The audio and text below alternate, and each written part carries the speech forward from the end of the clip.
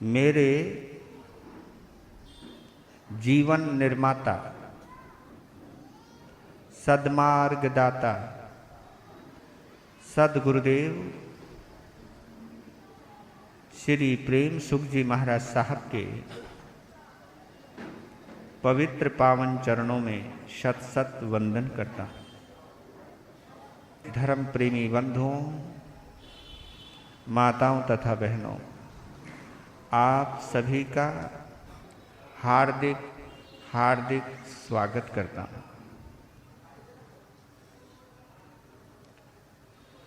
धर्म न दूजा सत्य समाना,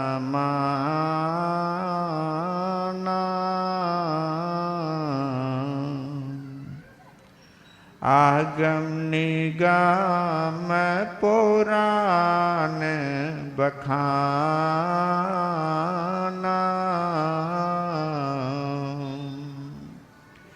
साच बराबर तप नहीं,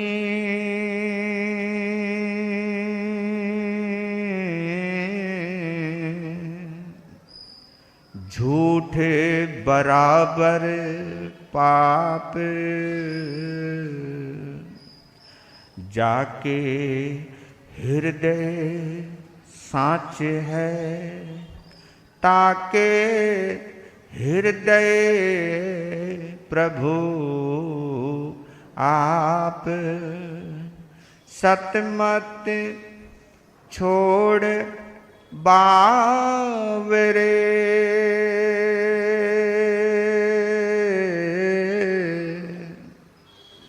सत छोड़ा पत जाए,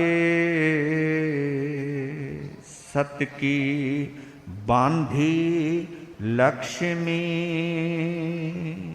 फिर मिलेगी आए, वह सत्यवादी हरिश्चंद्र एक पल में बना भिखारी, मरघट में बिक गया राजा, बिक गए तारा रानी, वो अटल रहे धर्म पे, फिर हो गई सब आसानी, हम भूल गए हैं जिनको, जरा याद करो कुर्बान, जिन धर्म के प्यारे लोगों, यह सुन लो अमर कहानी, हम भूल गए हैं जिनको, जरा याद करो कुर्बानी। बोलिए सत्यवादी महाराजा हरिश्चंद्र की।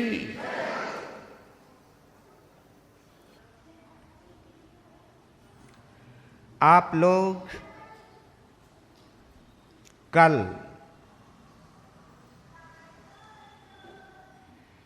सुन रहे थे आलोचना सहित जीवन किस तरह बदल गया। बदला ही नहीं, संकल्प ले लिया।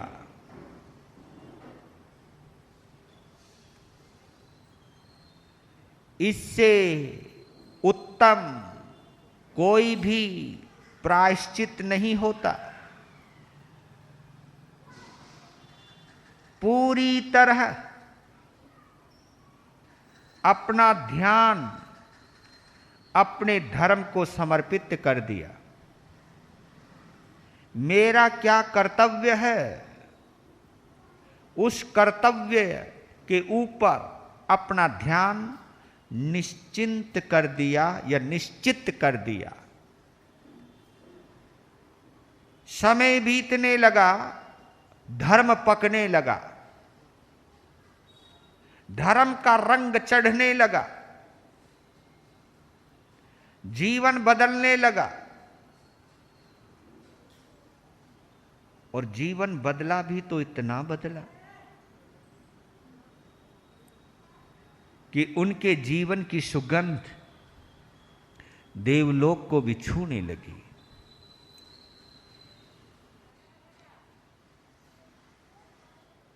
इंद्र सभा लगी हुई है, कल आपने सुना था, इंद्र सभा लगी हुई है, पूरे राग और रंग बिखरा पड़ा है, सुगंधित वातावरण, अप्सराओं का नृत्य हो रहा है, महफिल लगी हुई है, सभी देवी देवता झूम रहे हैं, मधुगान स्वर लहरियां उठ रही हैं। उस वक्त एक आवाज आई, रुको। ये किसकी आवाज? सकेंद्र की। यहां तक आपने कल सुना था। अब आगे चलते हैं। कहा इंद्र ने गान सदा ही, विषय भोग के होते हैं, देव देवियां वृथा अमोलक, समय पाप में खोते हैं। सर्वश्रेष्ठ है सत्य आज बस गान इसी का होने दो, मानस पट से मलिन वासनाओं का कलिमल धोने दो। आज्ञा पाकर सुर बालाएं, आज्ञा पाकर सुर बालाएं, लगी सत्य के गुण गाने, गायन क्या था स्वर लहरे में, लगी सुधा ही बरसाने। कहा कि आज तक इस महफिल के अंदर विषय भोग को बढ़ाने वाले, जज्बातों को जगाने वाले गीतों का ही प्रचलन हुआ है, देवियों के द्वारा अंग प्रदर्शन हुआ है। मधुर गीतों के अंदर हमारी अंदर की वासनाएं किस तरह भड़कती हैं या भड़काई जाती हैं, इसी का ही गान होता रहा है। लेकिन हे मेरे देवी देवताओं, जिस साधना के बल से हमको ये देवलोक मिला है, हम जो दुनिया से ऊपर उठे हुए हैं, ये हमारी उस साधना का फल है जो हमारे में थोड़ी बहुत सच्चाई थी, ईमानदारी थी, तपस्या थी, भाव और भक्ति थी, आराधना थी, उसी का फल हमें मिला है ये देवलोक। अपनी इस संपत्ति को विषय भोग के गीतों को सुनकर मस्ती के क्षणों में जीवन के क्षण बिता करके मत लुटाओ। आज जिसके बलबूते पर हमें स्वर्ग मिला, ऐसे महामहिम सत्य भगवान का गुणगान होने दो। सत्य की आराधना में अपने स्वरों का इस्तेमाल कीजिए, अपने कंठ का इस्तेमाल कीजिए। अभी तक तो राग और रंग के गान पर आपके कदम थिरके हैं, लेकिन अब सत्य की महिमा के साथ अपने कंठ को जोड़े, अपने कदमों को जोड़े। कौन कहता है कि सत्य के गुणगान पर मस्ती नहीं आती, भक्ति नहीं आती? एक बार महसूस कीजिए, गुणगान गाइए सत्य भगवान का। आज्ञा मिलते ही गाने वालों ने सत्य की महिमा का गान गाया और थिरकने वालों ने उस पर भी कदम थिरकाए। बस पहले कामदेव सामने था, अब सत्य भगवान सामने है। और देखिए, केवल सामने कौन है, केवल इसी के आधार पर हमारे शब्द भी बदल जाते हैं, हमारे भाव भी बदल जाते हैं। सामने कौन है, यह महत्वपूर्ण है। गीत इस कदर गाया गया, पूरी सुधर्म सभा में, पूरी सकेंद्र सभा में ऐसा महसूस हुआ जैसे सत्य का अमृत बरस रहा है। लीजिए, अगर देवलोक में सत्य का अमृत बरस सकता है तो आनंद समोसरण में क्यों नहीं बरस सकता? हम भी उस गान से जुड़े, हम भी उस गीत से जुड़े, अपने कंठ को, अपनी भाव को सत्यमय करें। पूजा रोज रचा लो मन में सत्य भगवान की, पूजा रोज रचा लो मन में सत्य पूजा रोज रचा लो मन में सत्य भगवान की, पूजा रोज रचा लो मन में सत्य। पापी से भी पापियों की, पापी से भी पापियों की जिंदगी हो शान की, पापी से भी पापियों की। कोई भी पापी अगर सत्य से जुड़ जाता है तो उसकी जिंदगी भी शानदार हो जाती है।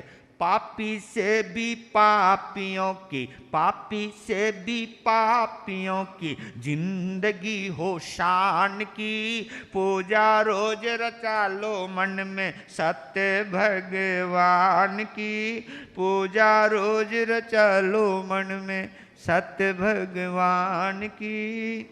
आगे को बढ़ा के पैर पीछे को हटाना क्या, आगे को बढ़ा के पैर पीछे को हटाना क्या, सूली हो या फांसी होवे दिल धड़काना क्या, सूली हो या फांसी होवे दिल धड़काना क्या, प्राण भी दे रक्षा करनी, प्राण भी दे रक्षा करनी अपनी जबान की, प्राण भी दे रक्षा करनी, प्राण भी दे रक्षा करनी अपनी जबान की, पूजा रोज रचा लो मन में सत्य भगवान की, पूजा रोज रचा लो मन में सत्य भगवान। सत्य के पुजारी होके फिर ललचाना क्या, सत्य के पुजारी होके फिर ललचाना क्या, विश्व की विभूति आगे हाथ फैलाना क्या, विश्व की विभूति आगे हाथ फैलाना क्या। यह क्या कह रहा है कि देवी देवताओं से क्या क्या मांगते फिरते हो, मांगते बने फिरे हो। मंदिर में भी जाते हैं तो भक्त बनकर कम भिखारी बनकर के ज्यादा जाते हैं। यह आपने महसूस करना। हम देवी देवताओं की पूजा इसलिए करते हैं कि वो देवी देवता कुछ हमें दे, और इसलिए देवी देवताओं के कुछ नाम भी इसी तरह के रखे गए हैं। चिंतपूर्णी देवी, मनोकामना सिद्ध मंदिर, नाम देखो इनके। और ये नाम इसलिए रखे गए हैं, इन नाम में भी आकर्षण है। अरे रे रे रे, यहां जाने से मनोकामना पूरी हो जाती है, चलो भाई मंदिर में चलते हैं। साधु ये बतला दे कि इस मंत्र का जाप करना तेरी दुकान अच्छी चलेगी, नौकार मंत्र छोड़ दोगे। नौकर जी ये मंत्र बढ़िया, ये दीजिए हमको, दुकान चलनी चाहिए, नौकार मंत्र को चाहे साइड में लगाओ। आदमी को देखना है। मैं सच कहता हूं कि आप भिखारी बन जाते हो दुनिया की चीजों के लिए, उन चीजों के लिए जिन चीजों को आखिर छोड़कर जाना पड़ेगा, जाना ही पड़ेगा। तो बोल रहा है, सत्य के पुजारी होके फिर ललचाना क्या, विश्व की विभूति आगे हाथ फैलाना क्या, एकमात्र अभिलाषा। अगर मांगना है तो ये मांगना, एकमात्र अभिलाषा एकमात्र अभिलाषा सत्य के वरदान की, एकमात्र अभिलाषा सत्य के वरदान की। पूजा रोज रचा लो मन में सत्य भगवान की, पूजा रोज रचा लो मन में सत्य भगवान की। मांगना तो ये मांगना कि हे प्रभु कुछ भी हो जाए, मैं कमजोर ना पड़ने पाऊं, मैं सच्चाई के रास्ते से कभी ना हटूं, ऐसी मुझे हिम्मत देना। मैं धर्म से कभी ना डिगूं, ऐसी मुझे हिम्मत देना। मुझे दुनिया की दौलत नहीं चाहिए, मुझे तेरा एक ही आशीर्वाद चाहिए। कैसी भी मुसीबत आ जाए, मेरा दिल कभी चलायमान ना होवे, कंपित ना होवे, मैं धर्म से कभी डिगूं ना। यही वरदान, क्योंकि यही मांगने जाना चाहिए। क्योंकि जिस भगवान ने सब कुछ छोड़ दिया, उससे वो चीज मांग रहे हो जो ऑलरेडी वो छोड़ चुका है, ऑलरेडी वो छोड़ चुका है, उससे वो चीज मांगना कहीं से भी बुद्धिमत्ता। ऐसा लगता नहीं क्या कि जैसे किसी की कपड़े की दुकान पर के जाकर के कहना, दिए भाई रसमलाई, कपड़े की दुकान, और मांगा क्या, बस रसमलाई दे, जरा रसगुल्ला दे, जरा गुलाब जामुन दे। वो कहेगा भैया तेरे गलत ठिकाने पर आ गया, तो गलत जगह आ गया है। मिठाई मांगनी तो हलवाई की दुकान पे जा, तू या क्या मांगने आ रहा है। तो हम उनसे वो चीज मांग रहे हैं जो चीजें उन्होंने छोड़ दी, और जो चीज उनके पास है वो चीज हम मांगते नहीं। उनके पास सच्चाई है, उनके पास आत्मबल है, उनके पास धर्म है, उनके पास आत्मज्ञान है, उनके पास मैत्री भाव है, उनके पास सच्चाई है। मांगो तो ये मांगो, ये मांगोगे तो बादशाह बन जाओगे। इसलिए बोल रहा हूं, बोल लीजिए। पूजा रोज रचा लो मन में सत्य भगवान की, पूजा रोज रचा लो मन में। कंठे और मालाओं से गर्दन तुड़ाना क्या। मालाएं बहुत डालते हैं आजकल, हाँ, बड़े बड़े महात्मा लोग मालाएं डाले रहते हैं। और क्या बोला है गजब का, कंठे और मालाओं से गर्दन तुड़ाना क्या, कंठे और मालाओं से गर्दन तुड़ाना क्या। भूखे प्यासे रह रह कर तपसी कहाना क्या, भूखे प्यासे रह रह के तपसी कहाना क्या। बाहर से लेना क्या, बाहर से लेना क्या, यहाँ परख ईमान की, बाहर से लेना क्या, यहाँ परख ईमान की। पूजा रोज रचा लो मन में सत्य भगवान के, पूजा रोज रचा लो मन में सत्य भगवान की। एक चीज, सत्य छोड़, सत्य को छोड़कर बाकी कुछ भी करना कोई काम आने वाला नहीं है। सत्य छोड़ नदी नालों तीर्थों में मारा फिरा, सत्य छोड़ नदी नालों तीर्थों में माला फरा, सत्य छोड़ नदी नालों तीर्थों में मारा फेरा। वासना का मेघ घन घोर चारों ओर घेरा, मिथ्या भरे मन में फंस, मिथ्या भरे मन में फंसे आत्मा हैरान की, मिथ्या भरे मन में फंस, मिथ्या भरे मन में फंस आत्मा हैरान की। पूजा रोज रचा लो मन में सत्य भगवान के, पूजा रोज रचा लो मन में सत्य भगवान के।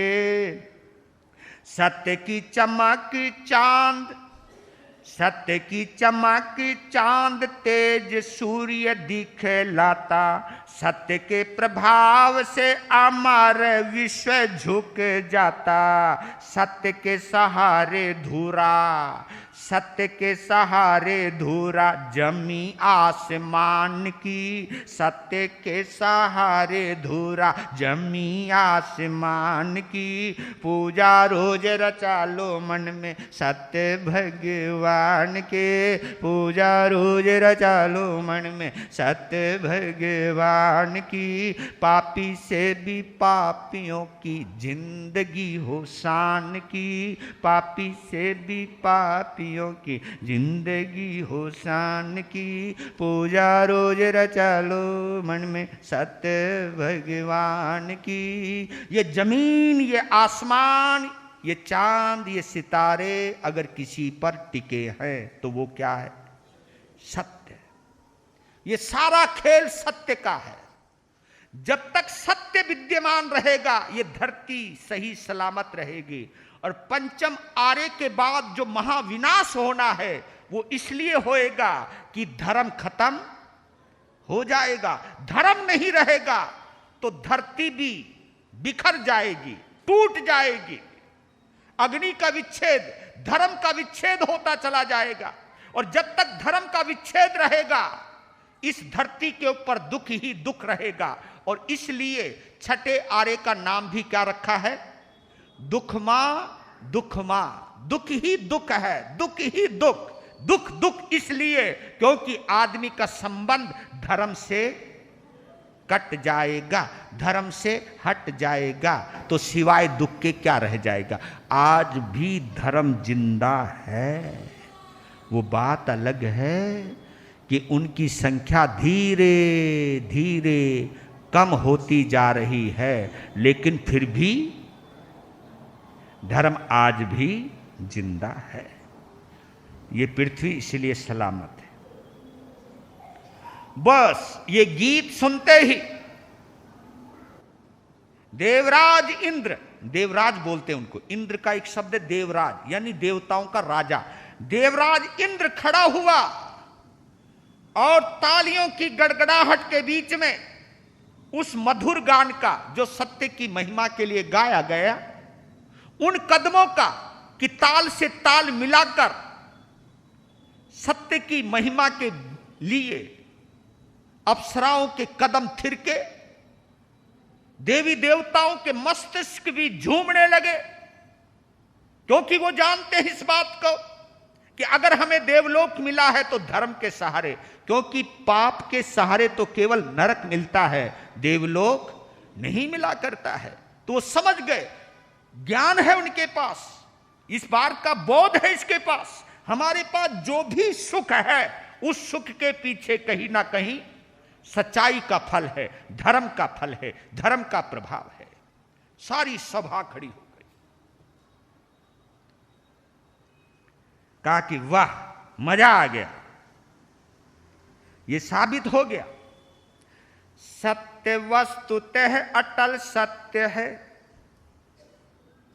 देवराज बोल रहा है, सत्य वस्तुतः अटल सत्य है, बड़ी सत्य की गरिमा है। स्वर्ग लोक का ये वैभव भी मात्र सत्य की महिमा है।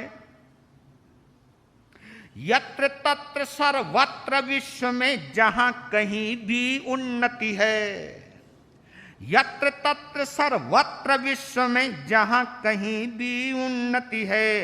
एकमात्र भगवान सत्य की करुणा की ही सद्गति है। सत्य श्रवण की चीज नहीं है, सत्य श्रवण की चीज नहीं है, वह तो जीवन में उतरे तभी वस्तुतः उपयोगी हो, जीवन अथ से इति सुधरे। कि सत्य वास्तव में सत्य ही होता है। सत्य की महान गरिमा है और इस स्वर्ग लोक का जितना भी वैभव है वो सत्य की वजह से है।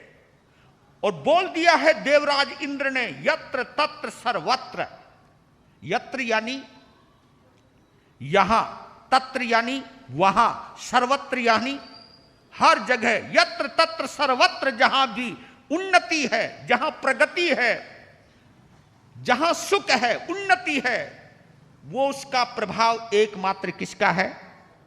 सत्य का। मैं सच कहता हूं, तुम्हारे चेहरे पर जो हंसी है ना, ये हंसी भी तुम्हें सत्य की वजह से मिली है।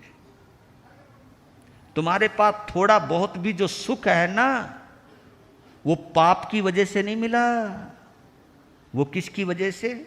धर्म की वजह से, सत्य की वजह से, भलाई की वजह से।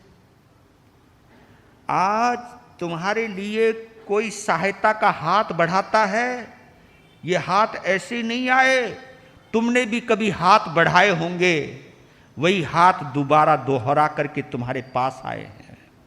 सच कहता हूं, जब तुम्हारी आंखों में आंसू आए तो सोचना मैंने किसी को रुलाया होगा, तभी ये आंसू आए हैं। जब तुम्हारे चेहरे पर हंसी आए तो समझना कि मैंने किसी को हंसाया होगा, आज मुझे उसका इनाम मिल रहा है। जीवन को देखा करो बड़े गौर से, क्योंकि आपकी हंसी और खुशी में और गमी में आपकी जिंदगी के तार जुड़े हैं, आपके कर्मों के तार जुड़े हैं। कुछ भी यहां पर जो भी तुम्हें मिल रहा है ना, वो तुम्हारा किया हुआ ही मिल रहा है। तुमने जितना दिया था उतना ही मिल रहा है। तो देने के भाव जरूर रखा करो। तुम्हारे पास कुछ नहीं है तो स्माइल ही दे दिया करो। क्या बोला मैंने? अगर कुछ भी नहीं है तो स्माइल ही दे दिया करो। आप कहो महाराज स्माइल देती तो खतरे में आ जाते हैं।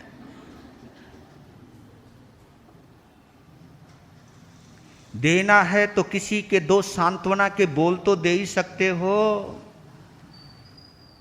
किसी को मीठे बोल तो दे ही सकते हो। देने वाला तो देने के बहाने ढूंढ ही लेता है। जिसे नहीं देना ना, उसके पास सब कुछ हो तो भी उसके अंदर देने के भाव नहीं आते। बस इतना जरूर कहना चाहता हूं, जो पाना चाहते हो वो देना सीखिए, जो पाना चाहते हो वो देना सीखिए। खुशी पाना चाहते हो ना तो खुशी देना सीखिए। हंसी पाना चाहते तो हंसी देना सीखिए। हंसी देने के लिए बहुत बड़ा खर्चा करने की जरूरत है ही नहीं। आप मंदिर में जाकर के अपने लिए तो मांगते हो, अपने लिए ना मांग करके किसी दुखी के लिए मांग लिया करो। भगवान को भी अच्छा लगा, भाई क्या गजब का भगत आया है, मजा आ गया। भगवान तो इसलिए दुखी होता है, जब भी आते अपना रोना लेकर के आते, जब भी आते अपने लिए मांगते। और मैं इनका ध्यान रखने वाला हूं ना, मैंने तो इन लोगों को इसलिए भेजा था ताकि ये दूसरों का ध्यान रखें। इनका ध्यान तो मैं रखने वाला हूं। और भगवान उन्हीं का ध्यान रखा करता है जो लोग दूसरों का ध्यान रखते हैं। जो खुद का ध्यान रखते हैं भगवान उनका ध्यान नहीं रखता। इसलिए कहते हैं स्वार्थी इंसान के साथ कभी परमात्मा खड़ा हुआ नहीं रहता। स्वार्थी के साथ रहता ही नहीं। जो अपनी नहीं सोचता दूसरों की सोचता है, परमात्मा उसके साथ रहता है। बस एक बात आज के प्रवचन में ये गांठ बांध करके जाना कि परमात्मा उसके साथ रहता है जो दूसरों के लिए सोचता है, दूसरों का भला सोचता है, भगवान उसका भला करता है। और जब हम ये सोचते हैं कि दूसरे का बुरा करके भी मैं अपना भला करूं, तो उसकी कीमत बहुत बड़ी चुकानी पड़ेगी, बहुत बड़ी कीमत चुकानी पड़ेगी। अजी इंद्र के चेहरे का नूर देखने वाला था।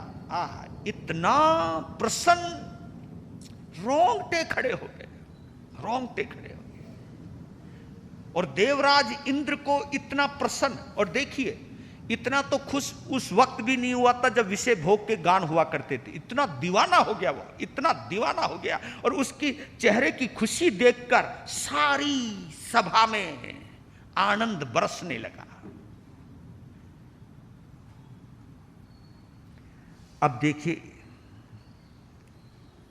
सत्य की महिमा सुनते सुनते, सत्य की महिमा गाते गाते देवराज इंद्र का ध्यान कहां गया, देख लो।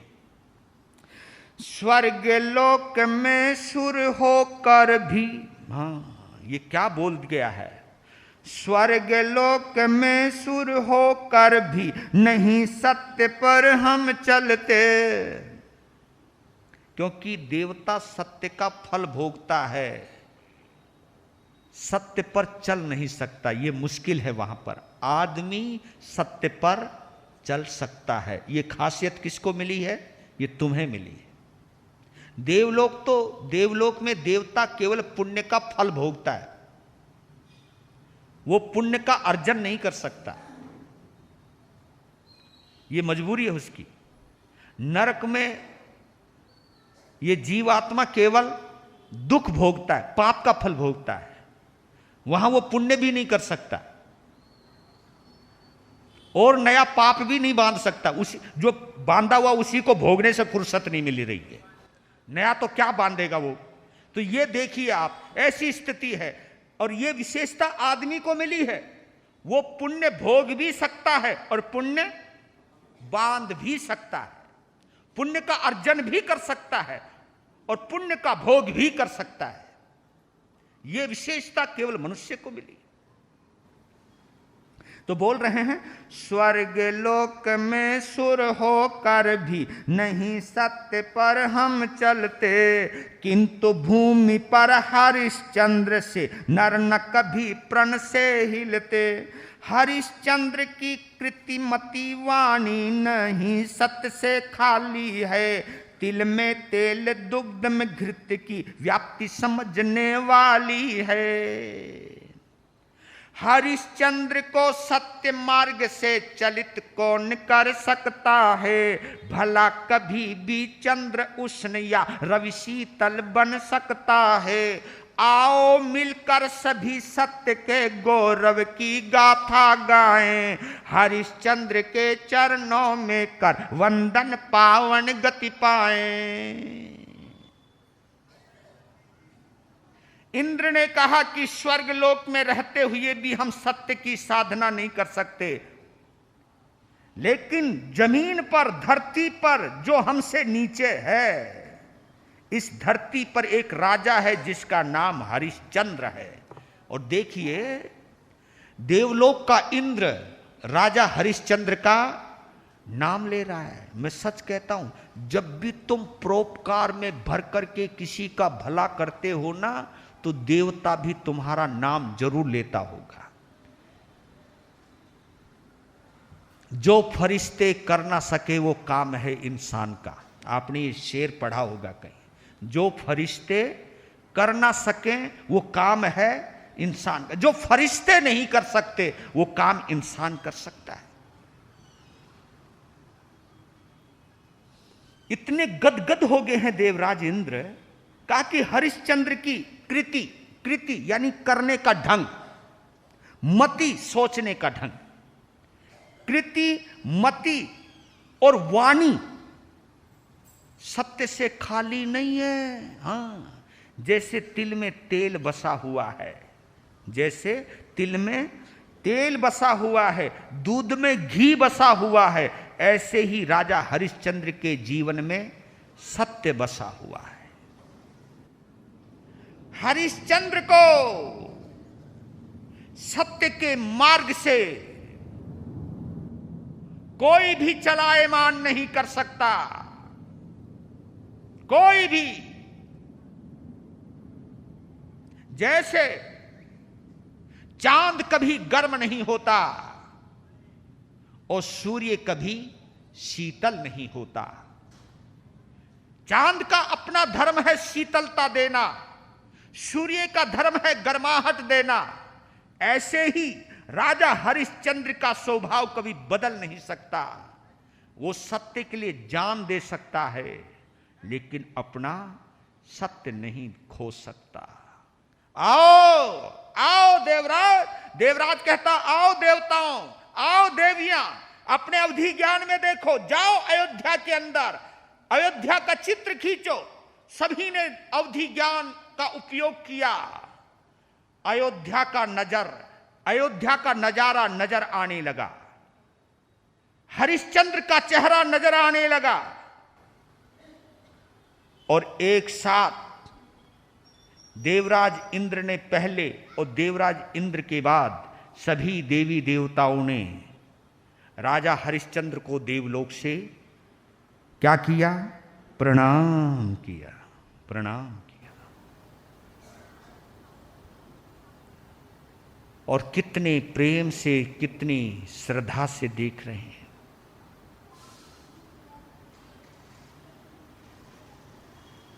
उन देवताओं की भीड़ में एक देवता जिसकी खोपड़ी खराब हो गई। ऐसे इस भीड़ के अंदर भी कुछ लोग ऐसे होते हैं, इसमें भी कुछ लोग ऐसे होते हैं, और ये लगता है स्वभाव बनता जा रहा है कि अगर कोई किसी की प्रशंसा करे ना, है ना, कोई किसी की प्रशंसा करे तो लोग ध्यान से नहीं सुनते हैं, और बल्कि ज्यादा कोई प्रशंसा करे तो सामने वाला पूछता है तेरे पास इस बात का क्या प्रमाण है कि वो सत्यवादी है? आप प्रमाण मांगने लग जाते हो। और कोई कहे वो आदमी बड़ा गंदा है, बेईमान है, वो तो है ही, तब प्रमाण नहीं मांगते आप।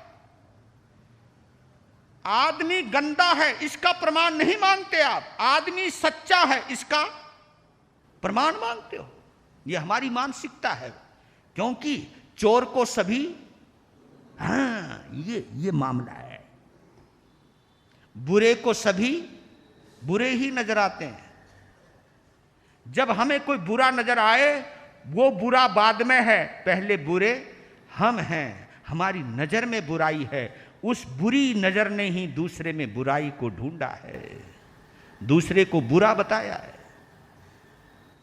देवराज का कथन श्रवण कर सभी हुए सूर्य आनंदित, किंतु देवता एक कुटिल मति हुआ व्यर्थ ही उत्पीड़ित। सज्जन और दुर्जन का अंतर स्पष्ट शास्त्रीय कहता है, एक प्रशंसा सुन हर्षित हो, एक शोक में बहता है। प्राणों की आहुति देकर भी दुखिया का दुख दूर करे, हानि देख कर पर की सज्जन अपने मन में झूर मरे। दुर्जन की क्या उल्टी गति है, हानि देख कर खुश होता। हिमप्रस्तर जो धान्य नष्ट कर खुद भी गल कर तन खोता। हृदय कपट से, मुख दुर्वच से, नेत्र क्रोध से भरा हुआ रहता है। दिन रात दुष्ट का अंतर जीवन सड़ा हुआ।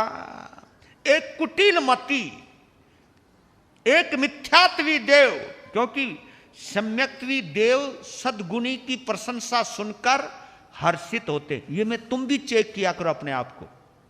जब किसी की प्रशंसा हो रही हो तो तुम्हें खुशी होती है ना, तो तुम समझना ना तुम सम्यक्त्वी हो। हाँ, अगर चिढ़ मचती है ना, जलन होती है ना, तो समझ जाया करो, पर तुम समझोगे कहां? क्योंकि आदमी की एक आदत है, वो अपने अलावा किसी को अच्छा मानता ही नहीं। और बताऊं आपको, आदमी इतना गजब का है, अपने अलावा किसी को और समझदार मानता ही नहीं। तुम अगर ऐसा नहीं हो तो बहुत अच्छी बात है।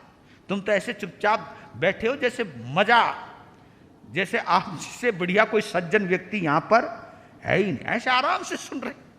पर लेकिन चेक किया करो अपने आप को, किसी की प्रशंसा सुनकर अगर मन में जलन होती है, जो इसकी प्रशंसा हो रही है, ये प्रशंसा तो मेरी होनी चाहिए थी, वो तो बेईमान है।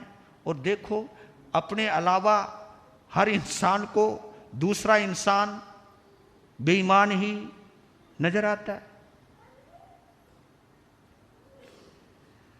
यही तो फर्क है सज्जन में, और यही फर्क है सज्जन में और दुर्जन में।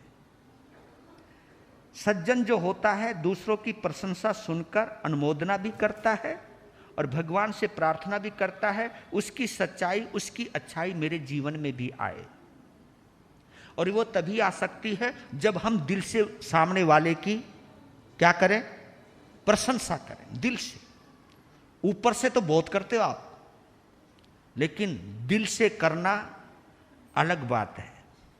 क्योंकि अगर मैं किसी को भी कह दूं भाई यहां बोलो किसी के बारे में अच्छा ही बोलोगे, क्योंकि यहां बुरा कौन बनेगा, और अंदर क्या है वो तो तुम जानो, वो तो तुम्हारा धर्म जाने भैया। पर लेकिन ये अंदर से बोलना यही फर्क लाता है।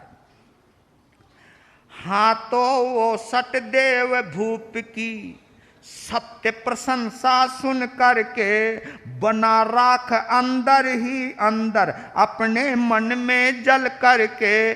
कैसा है ये इंद्र अन्न के कीट मनुष्य का दास बना, देव जाति से घिरना अस्थि के पुतले से है सने सना। हरिश्चंद्र का सत्य अटल है फिर भी मानव मानव है, विचलित होते देर न लगती संकट में सब संभव है। अभी अयोध्या नगरी जाकर हरिश्चंद्र को देखूंगा, पतित सत्य से कर सुरपति को पल में लज्जित कर दूंगा। जल भुनकर राख हो गया वो। और जबकि जितने और देवी देवता थे वो बड़े प्रसन्न थे, वो अपने देवराज इंद्र की जय जयकार कर रहे थे, और वो अंदर ही अंदर बुदबुदा रहा था। वो समझ रहे तुम, कुछ अंदर होता है बड़बड़ाना। और पहली बार इंद्र उसको अपना दुश्मन नजर आया। हे इंद्र, ये हमारा मालिक है, इसे बनाया किसने मालिक हमारा? क्योंकि देवता मनुष्यों को अपने से ज्यादा नीच समझते हैं। बताओ किस किस आधार पर? ये गौर करना, मैं जो मैं बतला रहा हूं फैक्ट। देवता कभी अन्न नहीं खाता, आदमी अन्न खाए बिना रह नहीं सकता। पहला कारण, ये लॉजिक है उनका। देवता एक गहरा श्वास लेते हैं, वो भी कोई 100 वर्षों में, कोई और वर्षों में एक बार गहरा श्वास लेते हैं, अमृत झरता है अंदर और उनकी तृप्ति हो जाती है। वो अन्न नहीं खाते। अन्न नहीं खाते तो मल नहीं बनता। हम जो अन्न खाते हैं उससे क्या बनता है? मल। मल समझ गए ना? सुबह सुबह, हाँ। और उसमें से देखो, आदमी की एक आदत है, खाता बड़ा स्वादिष्ट है, लेकिन अब मैं क्या बोलूं, शर्म आ रही है, लेकिन जो भी बढ़िया से बढ़िया चीज खा दो आप, वो गंदगी में बदल जाती है, बदबू में बदल जाती है। आदमी अच्छी से अच्छी चीज खाता है और बदबू बना करके फेंकता है। कितना भी तुम शरबत पी लो, और जब वो शरबत पानी बनके तुम्हारा निकलता है, उसमें से बदबू ही आनी है, उसमें कोई खुशबू आने वाली नहीं। तो आप ये समझना जरा कि आदमी की इस स्थिति को देखकर देवता मनुष्य से चिढ़ता है, नफरत करता है। अन्न का कीड़ा कहीं का, और वो भी गंदगी बनाने वाला है।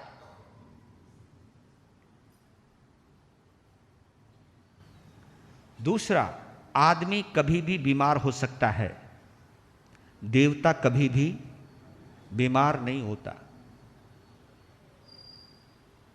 आदमी बूढ़ा भी हो जाता है, हाँ, देवता कभी भी।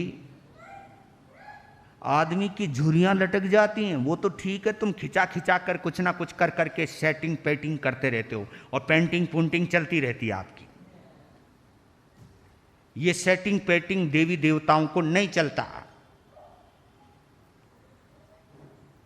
आदमी बूढ़ा भी होता है, आदमी बीमार भी होता है, आदमी कभी कभी जिंदा रहते हुए मौत के करीब भी जाता है।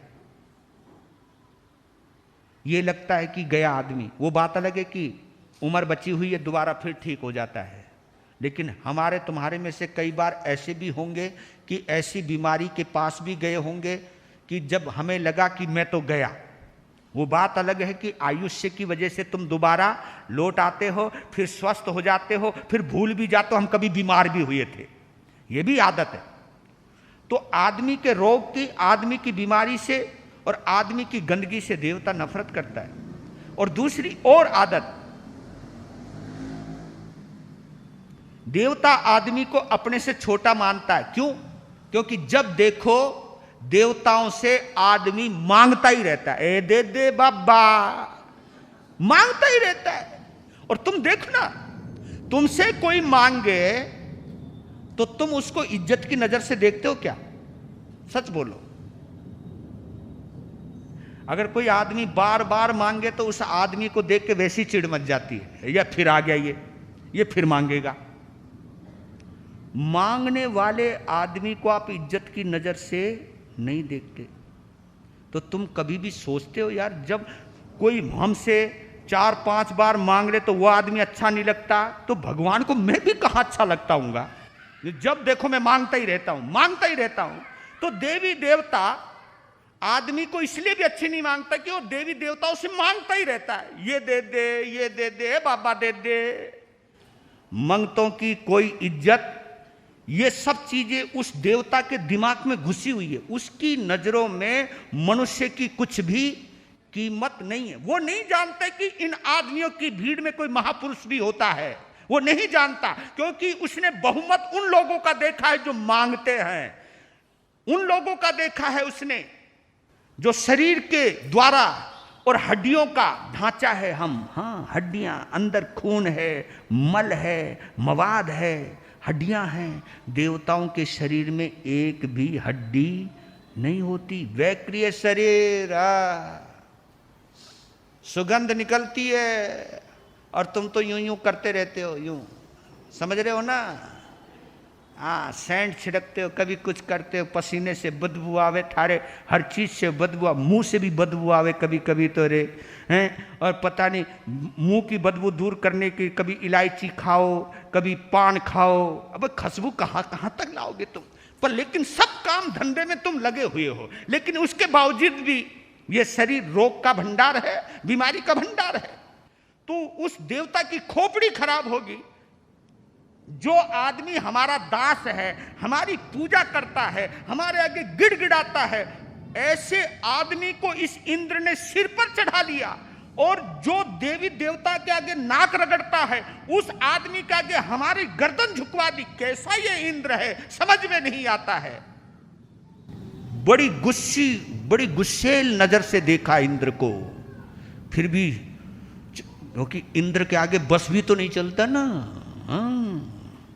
कभी कभी तुमको भी, हमारे ऊपर भी आता होगा, लेकिन बस नहीं चलता ना। क्या बोले महाराज को? चलो, पर एक बात है, इस इंद्र ने जिस इंसान को इतना सिर पे चढ़ाया है, अगर मैंने उसको नहीं गिरा दिया तो मेरा नाम भी देवता नहीं, देवता नहीं।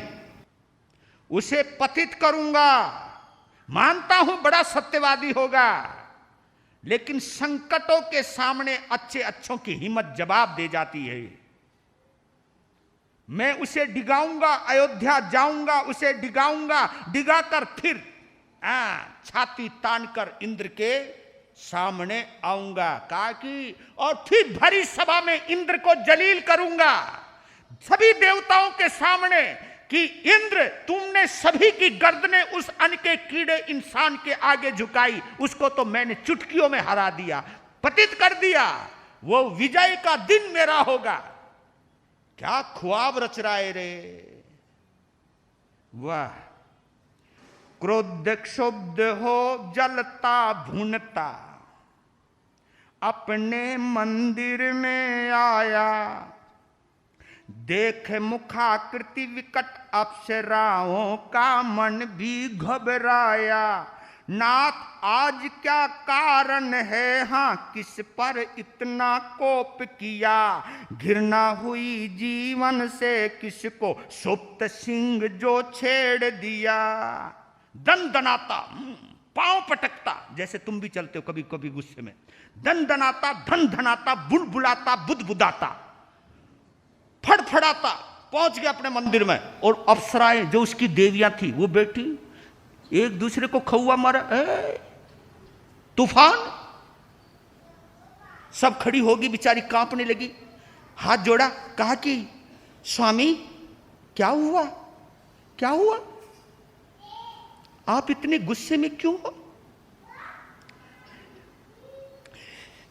किसके दिन बुरे आए जिसने तुम्हारे जैसे शेर को छेड़ दिया? बस शेर बोलती वो भी सवा शेर बन गया। बोलने कहा कि हुआ क्या आपको?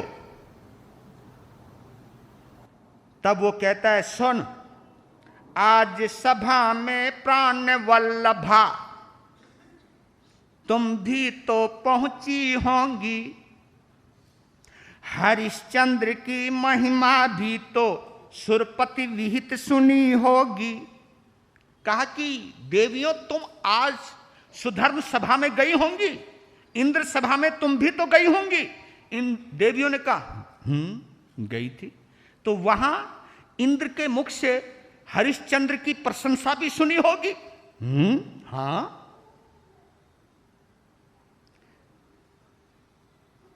जख्म पर नमक छिड़क दिया। सुनी क्यों ना है, सुनी क्यों ना है इंद्र हमारे सत्य धर्म के अनुरागी। स्वर्ग लोक है ऐसा स्वामी पाकर अति ही बड़ भागी। उनका क्यों नहीं सुनी? हमें इस बात का गर्व है कि हमारे देवराज इंद्र सत्य धर्म के प्रेमी हैं और ऐसे सत्यानुरागी इंद्र को पाकर पूरा देवलोक धन्य धन्य हो गया। ओए होए होए होए। इतना सुनते ही क्या हुआ? देवता, क्योंकि इस वक्त इंद्र उस देवता को अपना दुश्मन नजर आ रहा है और दुश्मन की प्रशंसा अपनी घरवाली कर दे और वो कह दे कि वो इतने अच्छे हैं, तो खोपड़ी खराब होनी स्वाभाविक। बस तुम न समझती समझा दीजिए, इसमें भी क्या दूषण है। जिस पर स्वामी क्रुद्ध हुए हैं घटना बड़ी विलक्षण है। आज इंद्र ने देव जाति को किया भयंकर अपमानित। अन्न कीट फिर उसका इतना गौरव, ये कितना अनुचित। देवलोक में सत्य नहीं है, मृत्यु लोक में सुंदर है। हरिश्चंद्र को करे वंदना, देव कठोर निरादर है। आदि काल से हम देवों का मानव दास कहाया है, किंतु इंद्र ने आज उसे ही इतना शीश चढ़ाया है। कहा कि तुम बहुत सब पागल हैं। पागल क्या हुआ? तुम समझदार हो ही नहीं। रुके, चलो हमें समझा दीजिए, बता दीजिए बात क्या है। देवियों, आज इंद्र ने संपूर्ण देव जाति का अपमान किया है। अब देवलोक में तो भैया अब सत्य रहा नहीं। हाँ, सारा सत्य तो मनुष्य लोक में ही चला गया, ऊपर तो सत्य है ही नहीं। और ऊपर से हरिश्चंद्र को वंदना करे, उसको नमस्कार करने को बोला। नमस्कार करो, वंदना करो, उसकी महिमा गाओ। अरे आदिकाल से यानी शुरुआत से ही मनुष्य हमारा दास है, हमारा भक्त है, हमारी पूजा करता है, हमारे लिए व्रत उपवास रखता है, हमारे को देखने को तड़पता है। ऐसे इंसान के आगे हमारा सिर झुका दिया।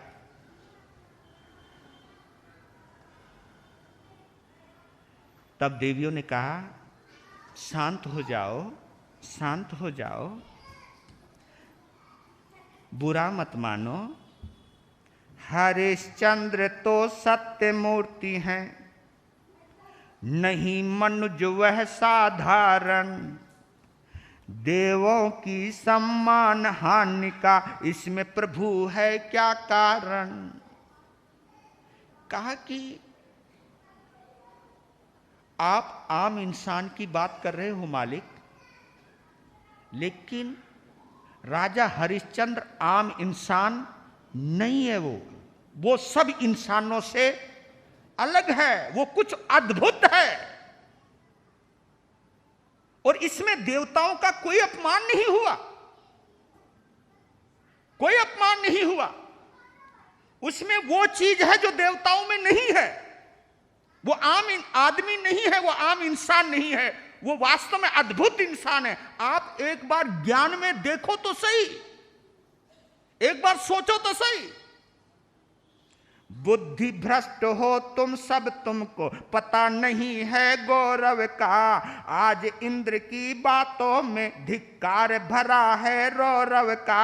हरिश्चंद्र क्या देव बन गया, आखिर अब भी मानव है। अभी डिगाता हूं मैं जाकर, कहां सत्य का तांडव है। और देव है मूर्ख नपुंसक, नहीं किसी में कुछ साहस। पाते हैं दिन रात भत्सना, तदपि न जगता भैरव रस। किंतु जरा भी जन्म भूमिका में अपमान न सह सकता। हरिश्चंद्र हो या कोई हो, क्षमा नहीं मैं कर सकता। क्या कि तुम्हारी बुद्धि होगी भ्रष्ट, क्योंकि जैसा इंद्र है ऐसी तुम भी हो। मैं अभी जाऊंगा और डिगाऊंगा, और जितने भी ये देवी देवता है ना, सब थर्ड जेंडर हैं। थर्ड जेंडर समझ गए ना तुम? सब नामर्द हैं, सब अपनी देव जाति का अपमान सहन करते हैं। हम ऐसे नहीं हैं, हम मर जाएंगे लेकिन अपनी जन्मभूमि का अपमान सहन नहीं कर सकते। जब इतना भड़का हुआ देखा तो देवियां बिचारी तीनों ने एक दूसरे को इशारा किया, शांत रहो, क्योंकि अब इनके समझ में आने वाला। क्योंकि जब आदमी को गुस्सा आ रहा हो, कोई जिद ठान ही ले, तो फिर वो समझता नहीं है। कोई समझावे तो भी उल्टा ही पड़ता है। इसलिए मैं तुमको एक और सलाह दे रहा हूं, फ्री में दे रहा हूं। तुम्हारी रोटी खाता हूं इसलिए दे रहा हूं। जब किसी को बहुत गुस्सा आ रहा हो ना, उस समय तुम किसी को समझाने की कोशिश मत कर, बस शांत हो जाओ। अगर काम कर सकते हो एक काम करना कि ज्यादा बोल रहे हो तो चुप हो जाओ, उसको ही बोलने दो। हाँ, बेचारा थक जाएगा, बैठ जाएगा, और थोड़ी देर के बाद जो गुब्बार है वो शांत हो जाएगा। क्योंकि बात को बिगाड़ने में देरी नहीं लगती है। बात को संभालना सीखिए। जब लगे कि ये हमारी बात सुनने वाला नहीं है तो उसे समझाने की कोशिश कम से कम उस वक्त तो नहीं करना। शांत छोड़ दो उसको, उसके ऊपर छोड़ दो। उस वक्त कुछ भी ज्यादा एफर्ट मत कीजिए, क्योंकि करोगे तो उसके परिणाम कभी कभी गलत भी आ सकते हैं। इसलिए वहां एकदम शांत रह जाइए। तो देवियों ने सोचा कि ये अब मानने वाला है नहीं, इसके अंदर भूत चढ़ चुका है। और क्रोध वास्तव में एक भूत तो होता ही है, बहुत गंदा भूत होता है। इतना गंदा भूत होता है क्योंकि क्रोध जब आता है ना तो मुंह खुल जाता है और आंखें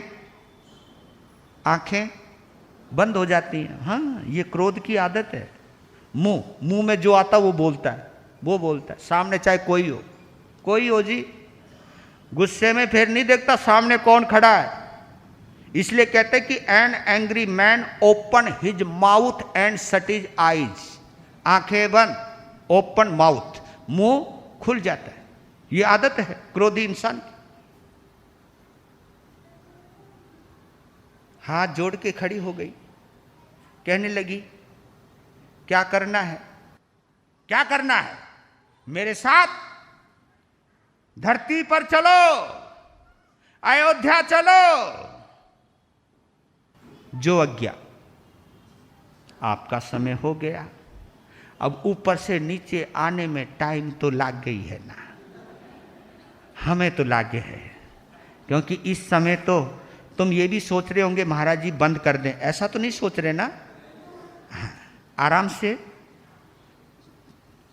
3 मिनट और ले लूं, 3 मिनट ये पूरा हो जाएगा, फिर कल से दूसरा विषय चलेगा।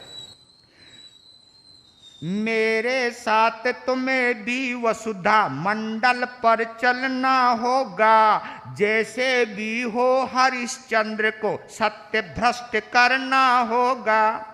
भय से, छल से, उत्पीड़न से अथवा किसी प्रलोभन से हरिश्चंद्र को डिगा स्वर्ग की लाज रखो तन से मन से। दीन अप्सराएं भी